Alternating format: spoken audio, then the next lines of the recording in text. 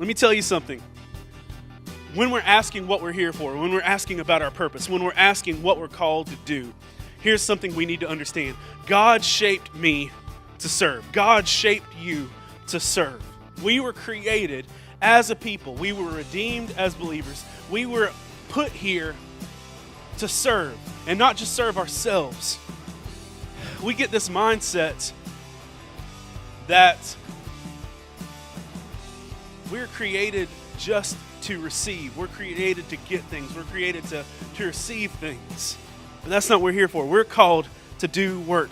But if you think about it, 500 people were given the gospel, and they took it and changed the world because they took what God had given them and they ran with it.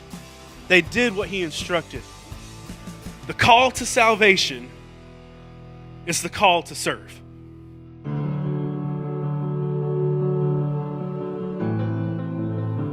I've been wrestling with purpose.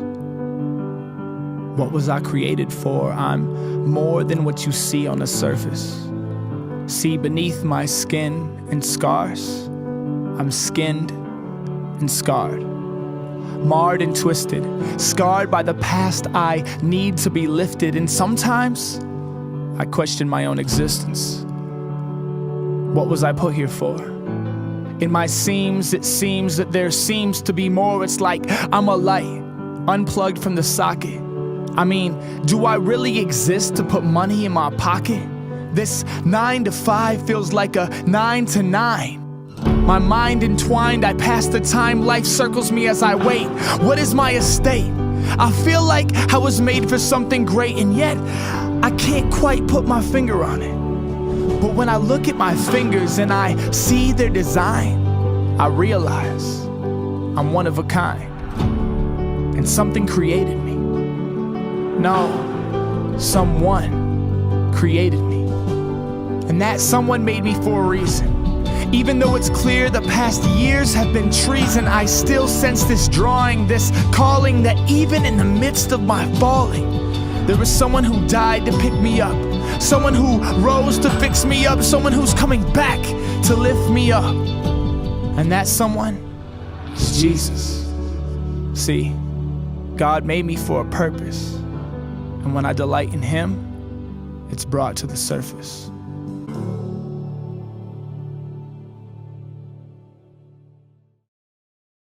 Good morning, Vertical Church. Oh, you sleepy people. Come on now. Good morning. That's better. Welcome to week 5 of the series we're doing called Why Am I Here? We've been doing a revisiting of the book series Purpose-Driven Life, or What on Earth Am I Here For by Rick Warren. And that's been kind of a focus we're doing with this. But we've also been doing a church-wide Bible reading, Bible study on that book. And so if you want to be a part of that, say, I just got here, this is my first day, but you still want to jump in, we have the book free for you to pick up on the church Facebook page, where you can go and pick up the book for free, download it as a PDF. But it's pinned to the page, you can't miss it, but you can join along with us as we're doing 40 days of reading. I believe we're on like day 26 or 27, something like that. But you can join in with us, and if you want to catch up on any of the messages that have come before, they're all available online on our podcast, as well as in video format on the church app and Facebook page. So if you want to catch up on this, you have plenty of options to do it. But we've been going through this series with the question, why am I here? We've been doing these things to find out what our purpose is on earth and in life, and what God has set before us. And so that's where we're at. And today, we're looking at another aspect of why we're here, what our purpose is. But I want to just travel with me here, think about this. Think back to the end of Christ's earthly ministry, okay? Go with me there. To Jesus has just died, resurrected, and he's about to ascend into heaven, okay? That's where we're at. Just think about that with me for a moment. After Jesus died, showed himself to the disciples, had his conversations with Peter, with John, did all of that stuff. When he ascended into heaven, right before he did, he gave what we call the Great Commission, where he challenged believers to go out into the world, to make disciples, to do all these things, to teach everything he had commanded. Now, I want you to think about this. When he did this, not only were the disciples there, but there was a crowd of about 500. altogether that saw this time happen. Those 500 people heard the gospel, heard what Christ taught, heard what Christ challenged, and literally changed the world with it. You think about that. 500 people were given a message and literally took that and changed the entire world. I want to ask us this. If the church today would have been there, if the disciples then functioned the way the church functions now, how far would the gospel have actually made it? Because the gospel was given to 500 people and it changed the world. Yet the majority of this earth claims to be Christian, and we can barely reach our neighbors.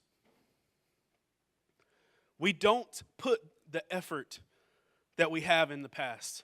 Now, I'm not just saying in the past couple of years, because every generation says, well, back when I was young, or back when, we all do that. I'm 36 and I still do that. I was like, well, now, back before cell phones. I made it through high school without really having the internet. So, it's, I know I'm in a different generation. But every generation before us has done things differently. But if you think about it, 500 people were given the gospel. And they took it and changed the world. Because they took what God had given them and they ran with it. They did what he instructed. But I have a feeling that if we would have been there as the current way the church is now, we would have heard the challenge and then we would have met once a week to talk about it. Or we would have heard the challenge, put a sticker on our car, and be like, cool, good talk, Jesus, thanks. But not actually did what he said. Let me tell you something. When we're asking what we're here for, when we're asking about our purpose, when we're asking what we're called to do, here's something we need to understand. God shaped me to serve. God shaped you to serve. We were created as a people. We were redeemed as believers. We were put here to serve, and not just serve ourselves. We were created to serve. Let me show you where this is in Scripture. Ephesians 2:10 says this. For we are God's handiwork, created in Christ Jesus to do good works, which God prepared in advance for us to do. Ephesians 2:10, for we are God's handiwork, created in Christ Jesus to do good works, which God prepared in advance for us to do. Listen, we were created to do work. Everybody say, do work. Okay. Nobody likes that concept. But we really were. We were created to do work. So often, we get this mindset that we're created just to receive. We're created to get things. We're created to receive things. But that's not what we're here for. We're called to do work. Now let's go back to that verse in Ephesians 2:10. It says, we're God's handiwork, created in Christ Jesus to do good works, which God prepared in advance for us to do. Let me tell you something. There is something that each of you are already prepared to do. That God brought you into this world, preparing this world for you to do this action. There are things that literally only you can do.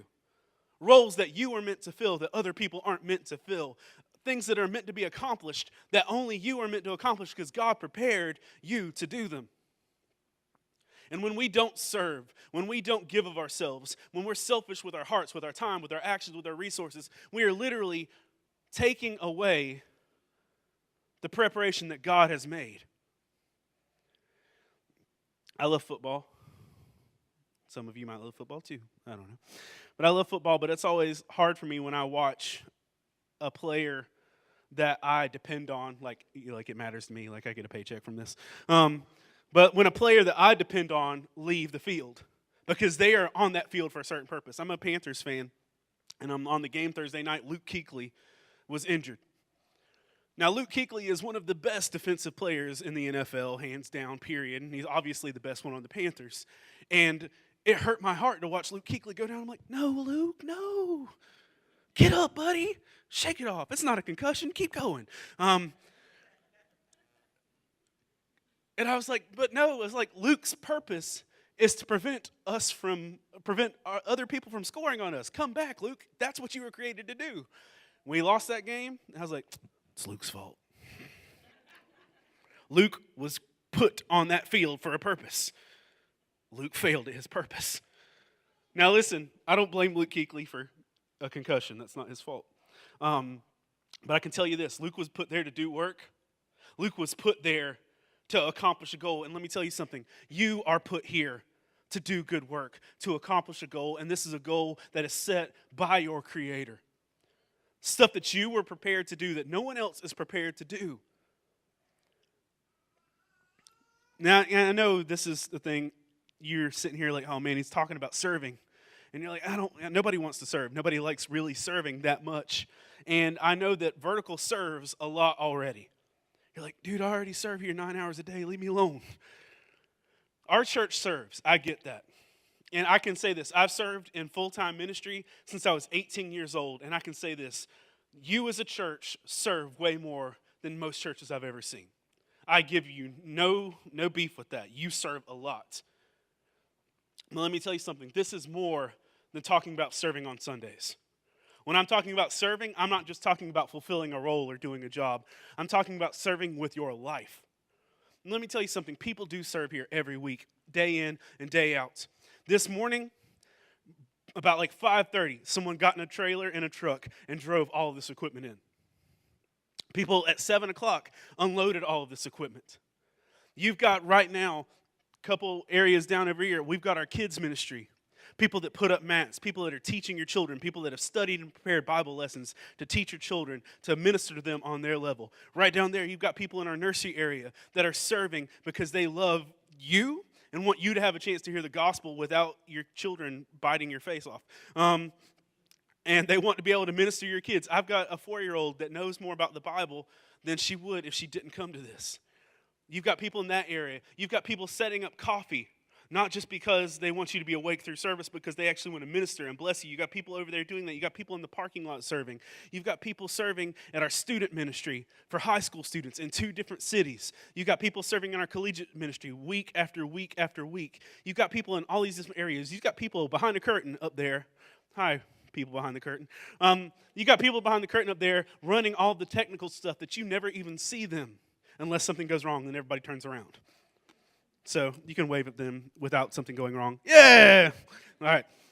But we have this area where people serve here day in and day out. Our worship team practices and prepares and does all these things so that you can hear the gospel. Our church serves. So please understand, I'm not knocking you for not serving enough. I'm telling you, service is beyond Sundays. Service is beyond worship services. Service is how you live your life in the name of the gospel. Now, on that note, though, too, if you want to serve, we have places for you. Shameless plug. We need people on load in and load out. We need people in the parking lot. We need people, literally every area I mentioned, we need people to serve Jesus. So keep that in mind. All right. But listen, I know I'm preaching to the literal choir when I say that we serve. But here's something I need you to understand, something I need you to digest, something I need you to take down into the core of your being, okay? The call to salvation is the call to serve. The call to salvation is the call to serve. Now, most of us, when we hear about salvation, especially when you're a kid, you hear the call to salvation as, well, I want to go to heaven. And so it's like, hey, kid, check yes if you'd like to go to heaven. Dink. And you check yes, and you're like, yeah, I believe in Jesus now. I'm going to heaven. Or, depending on where you're at, maybe it's like, I don't want to go to hell. Check no if you don't want to go to hell, and you check that off. Listen, salvation is more than heaven and hell. Salvation is redemption. Salvation is God using you for the purpose that He has created you to put you here right on this earth. It's more than a destination. It's how you live your life. It's how you spend your time here on this earth. But let me show you what this looks like. Matthew 20, verses 26 through 28. Not so with you. Instead, whoever wants to become great among you must be your servant. And whoever wants to be first must be your slave. Just as the Son of Man did not come to be served, but to serve and to give His life as a ransom for many. Jesus shows us that the call to salvation is the call to serve. Literally, the word Christian means Christ-like or little Christ. If you break down the word, it means little Christ or an imitation of Christ. And Jesus shows us that to be like Jesus means to serve. Because Jesus did not come to be served, but to serve himself and give his life as a ransom for many. But listen, we come to places sometimes to get stuff, don't we? Some of us come to churches to receive things. I'm going to be super honest, especially since Pittman's not here.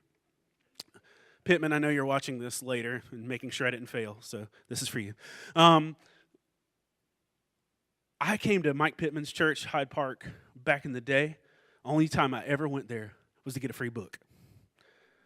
I showed up at his church one time because, like 15 years ago or something, they were giving out the Purpose-Driven Life to everybody that walked through the doors. And I saw that on a banner on the street, and I was like, ooh, I want a free book. So straight up, me and I think my then girlfriend, wife, went to Hyde Park, got a free book, never went back. I went to that church to get something. A few years later, about that same time, we were missionaries with Camp Grace, and we heard that there was a church in Fayetteville that gave out nice coffee mugs. And we were missionaries, and we had to visit churches all the time anyway, so like, ooh, let's go to the church that gives out nice free coffee mugs. So we went there for that. Or we would go to churches for different things. Now listen, those are just fun examples, but literally, we have that heart and mindset a lot of times that we only go to church to get stuff. That the only aspect of salvation, the only aspect of church, the only aspect of Christianity is that we're showing up to get stuff. We come here to be served. But Jesus says that Christianity, Jesus says following Christ, isn't just about what we're coming to get. It's about how we serve others. Listen, one of the phrases that I love least in all of church culture is this phrase: I'm just not being fed. You ever heard that? You ever said that? Go ahead, be hurt. Have your feelings hurt. That's fine. If you've ever said this, that's okay. But if you've ever said this, I just don't connect with that church. I'm not fed there. Listen. Okay, you ready? The word pastor means shepherd. Okay, that's what the word pastor means. You ever seen a shepherd spoon feed a sheep? That's not how that works. You know what a shepherd does? Look, grass, eat it. A pastor's job, a shepherd's job, is literally to point you the direction of where the food is and you feed yourself. You ever go to a church and complain about not being fed? And I'm not even talking about our church. You feel free to feel that here, but still saying, whatever church you go to, if you go to a church and you complain about not being fed, you're not a baby. You're not in diapers. You're not in a high chair. Feed yourself. You are given a Bible. You are given a word. A shepherd's job is to say, look, there's food. Eat it. If you are not being fed, it's because you're not feeding yourself. If you have a child and you only feed that child one day a week, you're going to get Child Protective Services called on you. You have to feed yourself. Once you are old enough and mature enough to feed yourself, it's your responsibility. Yes, it is my job, and it is anybody that stands on this stage or any church's pulpit to show you where the food is. But you don't come to church just to get fed. If you show up to get food once a week, you're going to die. You're going to be spiritually unhealthy. It is your job to feed yourself. So listen, coming to church shouldn't just be about what you're receiving, because Jesus shows us that the Christian life is a call to serve. He says, whoever wants to be first must be your slave, just as the Son of Man did not come to be served, but to serve, and to give his life as ransom for many. Let me ask you this. Are you someone that just comes to get stuff, or are you actually ready to give? Because I'm telling you this, if you want to find purpose in your life, you're going to find it when you learn that you were created as God's handiwork to actually serve, to give, to do good works that he has created and prepared you for, and that is when you are going to find purpose. You're not going to find purpose in just coming and sitting and hearing stuff and leaving. You can get talk radio for that or something, or that's not going to help you. You are called to actually take what you hear and go do it outside of these walls. That's when you're going to find your purpose. But there are blessings, there are benefits, there are things that you gain from serving. So we're going to look at 4 of those real quick, okay? 4 things that you gain when you do serve. So when we serve others, it will create joy in my life. It will create joy in your life. Now, some of you are thinking, I don't think that works. I don't get joy when I serve other people. I don't get joy in doing things for other people. I'm going to tell you this. You will find some of the best joy in your life when you serve other people. Philippians 2, verses 17 through 18 says this. But even if I am being poured out like a drink offering on the sacrifice and service coming from your faith. Look at what Paul says here. I am glad and rejoice with all of you. So you too should be glad and rejoice with me. Paul makes this statement, look, if I am literally having my life poured out for your sake, I'm glad and I rejoice in it, and you should rejoice too. Most of us hate the concept of giving more of ourselves than we're comfortable with. Most of us hate the concept of serving other people or giving people more of ourselves than we're comfortable with. We delegate a little part of ourselves willing. I'll give you a half hour. I'll give you $1. I'll give you this. When Christ said, literally, he poured himself out for us. Paul is saying in this example that he poured himself out like a drink offering on a sacrifice. But Paul's saying, look, when I poured myself out, I rejoice in it, and you can too. If you serve, you will find joy. Now, there's some more to that, but when you serve, you'll find joy. Just let me say that. But recently, I became a board member at Camp Grace, and I really didn't know what that meant when I became a board member. But I was a missionary at Camp Grace for almost a decade, and I put a lot of blood, sweat, and tears into that place, and I love it. And so when I was given the offer to become a board member, I said, sure, I want to help. So, I became a board member without really knowing what that meant. But I just assumed that meant I had to be more of a grown-up in a lot of areas. So one of the things that the Camp Grace missionaries said was, we would really like it if our board members were present at events. I was like, okay, you know what? That's fine. I can do that. I can show up. So they had an event maybe about a month ago where they cooked a big banquet for all the people that volunteer throughout the year. And so I said, this looks like a job for a board member. So, put on my slacks, put on my dress shoes, put on my button-up shirt, put on a tie. And I went in there and shake hands and smile with people, and I was miserable. I was like, I don't want to do this. This is the worst. I was like, this isn't who I am. This isn't what I meant to do. But then I looked in the kitchen, and in the kitchen, several of the missionaries and volunteers were preparing the food, were serving, were helping get the food ready for the people that were actually in there doing that. And I looked, and they actually needed help. So, took off my tie, took off my button-up, put on an apron, and I went in there and I served with those young people that were pouring their time into this, that were blessing people, that were doing that. Let me tell you something, I had joy in that. I had joy in there. I was having fun setting out plates, preparing people's food, serving their meals, cleaning up after them, doing dishes. I had fun, and I was serving with people that I had poured my life into and that were pouring their life out to others. And I had joy sweating and working, and we were there till like 11:30 doing dishes, and I had joy in doing it. But let me tell you, this is why.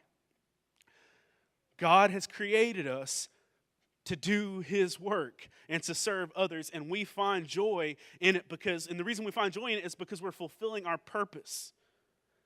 I don't know all of us are created individually. All of us are created differently. But one of my favorite things is to actually serve people in a practical way. So when I get that opportunity, I find joy in it.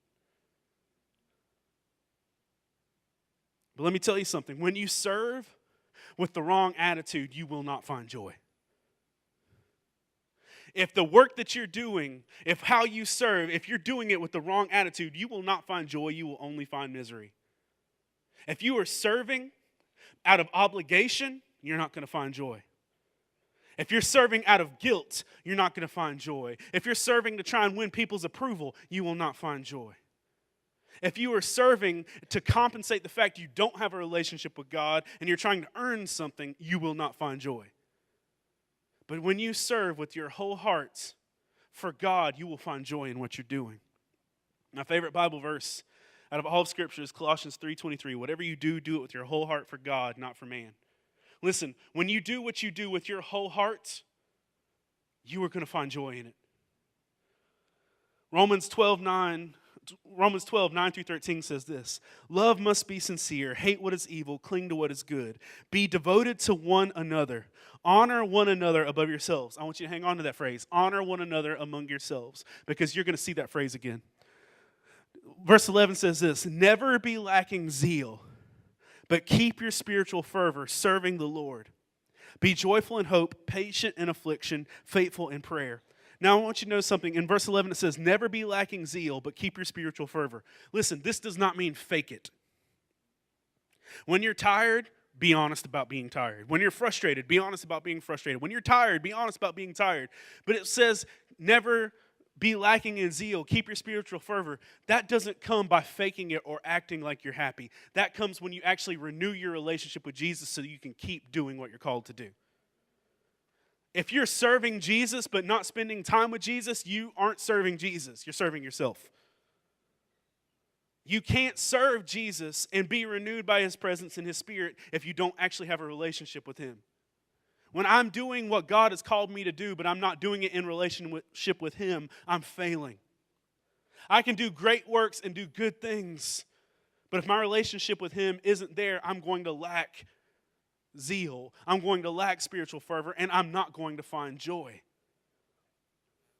This verse 12 says, be joyful in hope, patient in affliction, faithful in prayer. And I'm telling you this, how many of you ever heard the phrase, God loves a cheerful giver? It's scripture, it's there. When you can serve joyfully, you will find joy. If you want to start finding joy in your walk with Christ, one, you need to actually have a relationship with Christ. Then two, start serving, and you will start finding it. But joy is there. That's one thing you can get. Number two is this: serving others will improve my relationships. They don't really teach you that in relationship counseling, serving others, but I'm telling you, it's there. Philippians 2, verses 3 through 4 says this: do nothing out of selfish ambition or vain conceit. Rather, in humility, value others above yourselves. There's that phrase again. Not looking to your own interests, but each of you to the interests of others. Listen, when we actually serve others, we increase the quality of our relationships.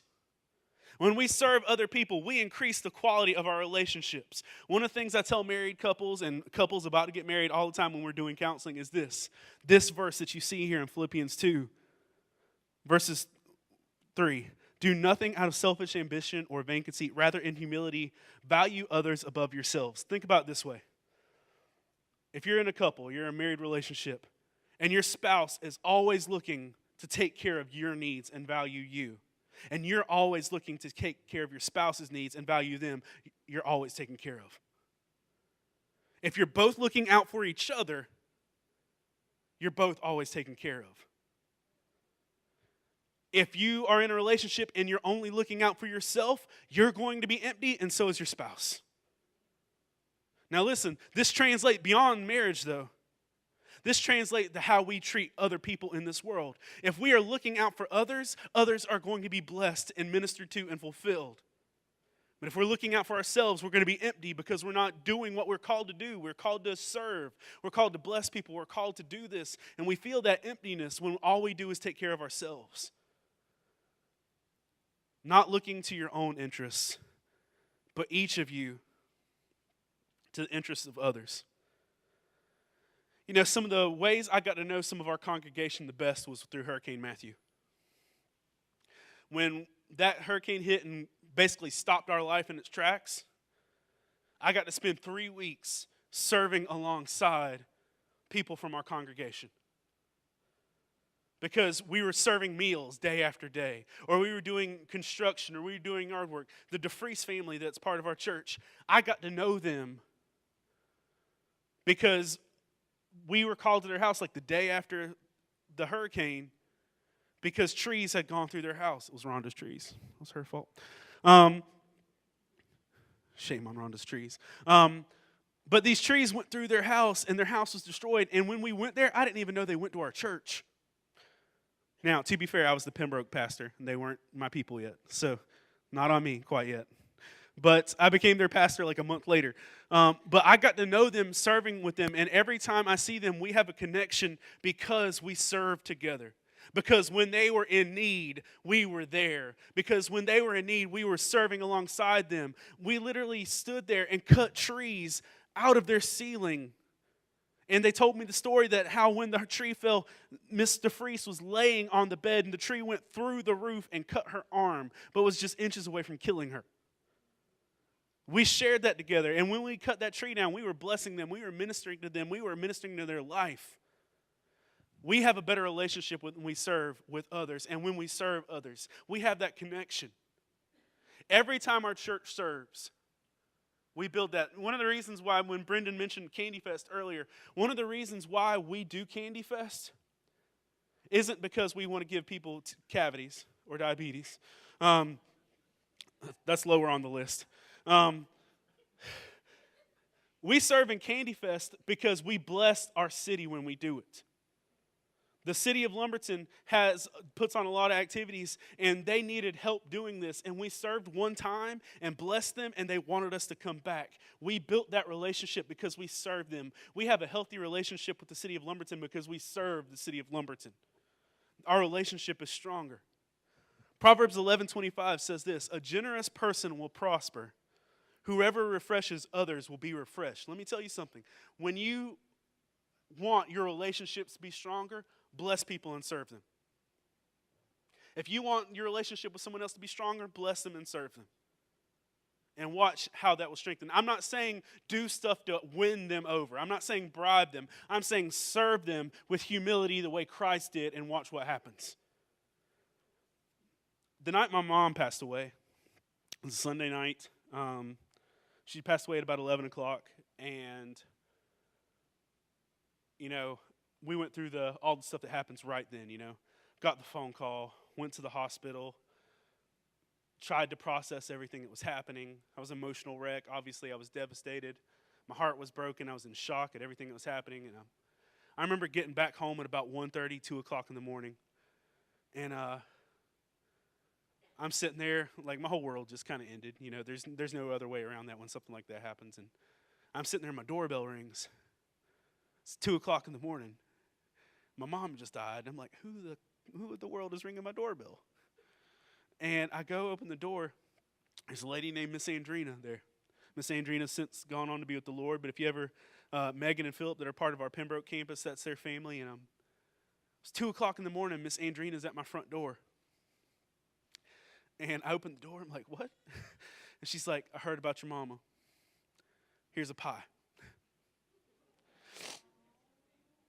Now, I was like, it's not like a pie is going to automatically make the loss of your mother better. But literally, this woman heard my mom died at midnight, went to the kitchen, made a fresh pie, and delivered it to my house at 2 o'clock in the morning. Now, I don't remember if that pie was good. I don't remember even eating that pie. I probably did. I don't remember even eating that pie, but what I do remember is that Miss Andrina loved me enough to show up at my house when my world fell apart and do what she could do. She was family from that point on. Her people were my people from that point on. I'd only been their pastor for like 2 months at that point. But from that point on, we were family.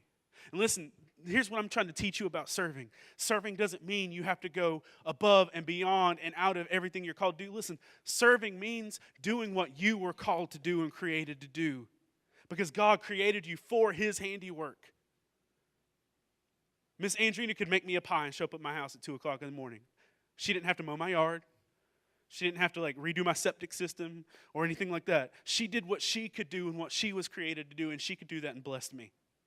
She served me in that way, and she was my family from that point on. I'm telling you, when you use the gifts and abilities that God has given you, because remember, you were created and prepared in advance. Ephesians 2:10 said that God prepared in advance the work that you're doing. You were created for that purpose.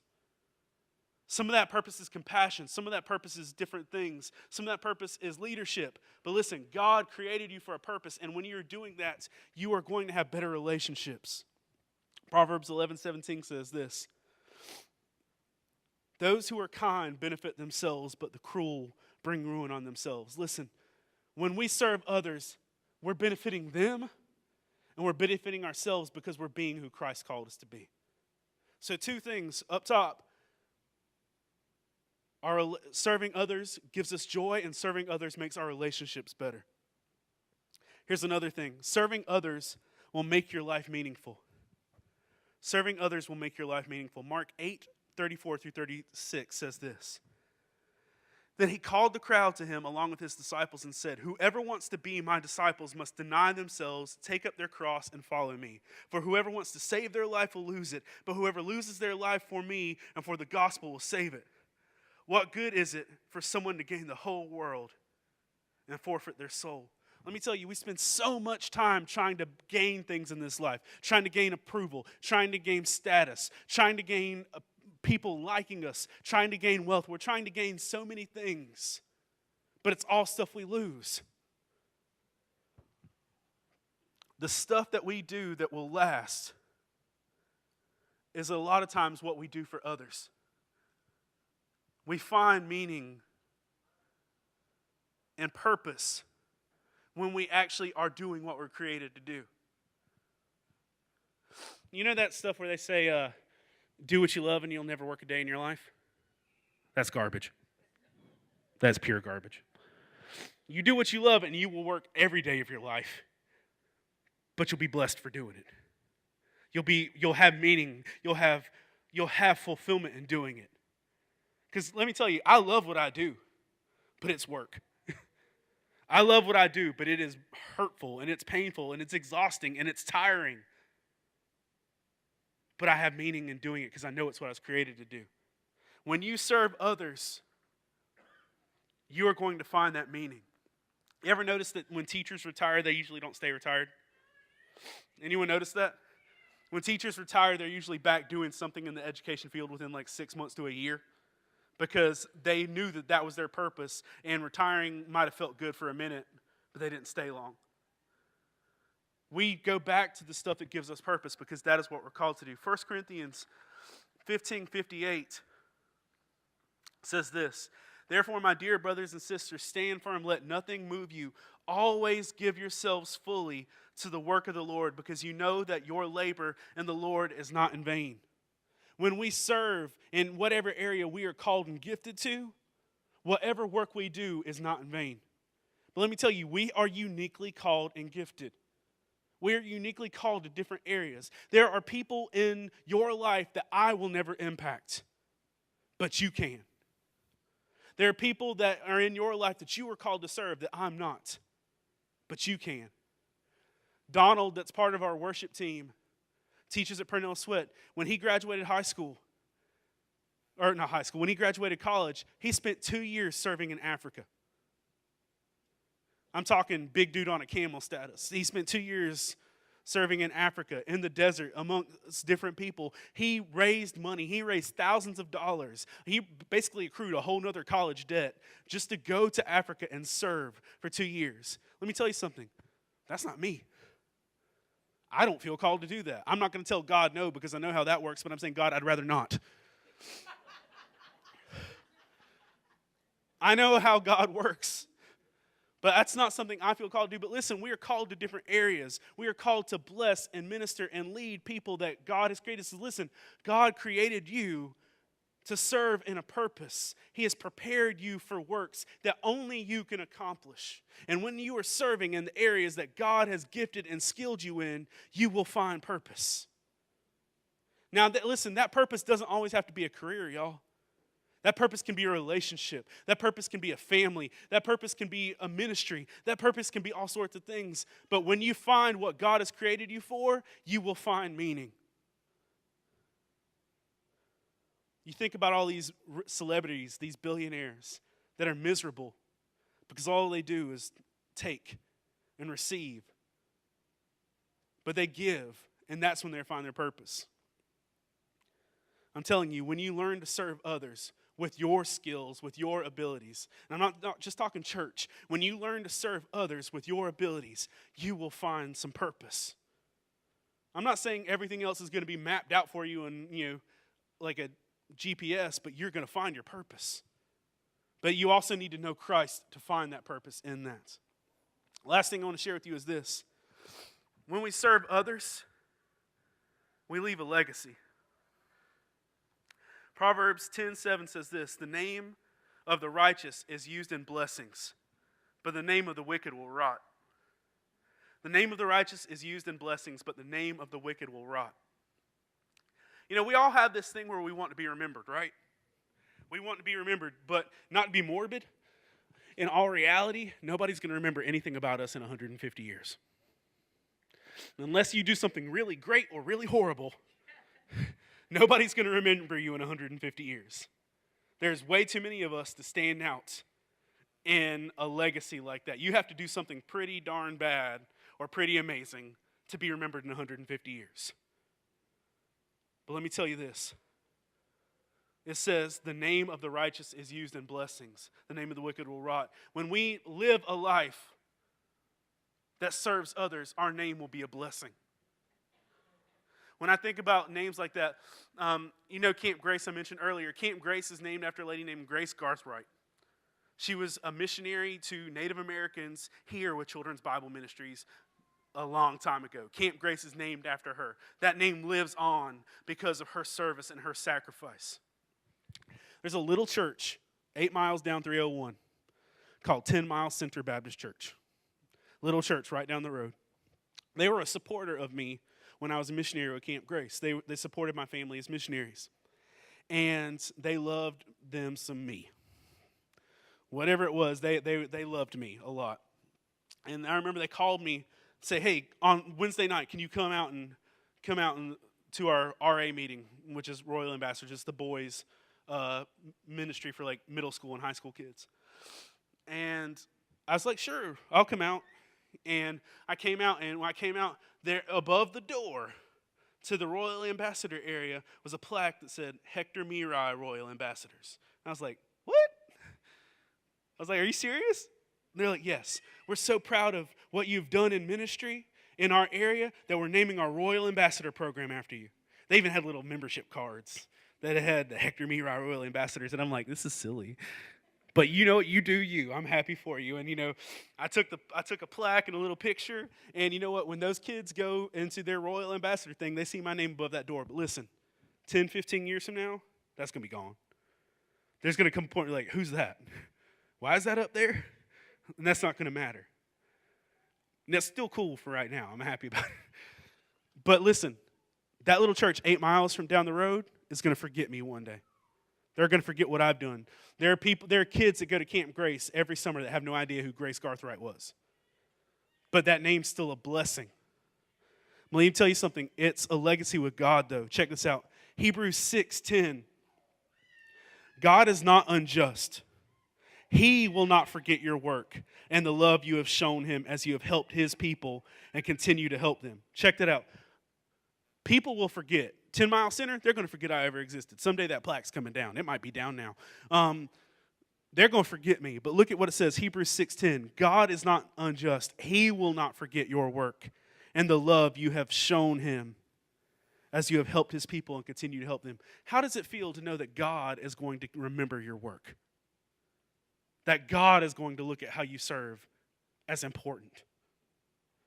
Listen, I'm not just talking about church ministry, y'all. I'm not talking about preaching. I'm not talking about being a missionary. I'm talking about the way you live your life when you serve others, that God will remember that.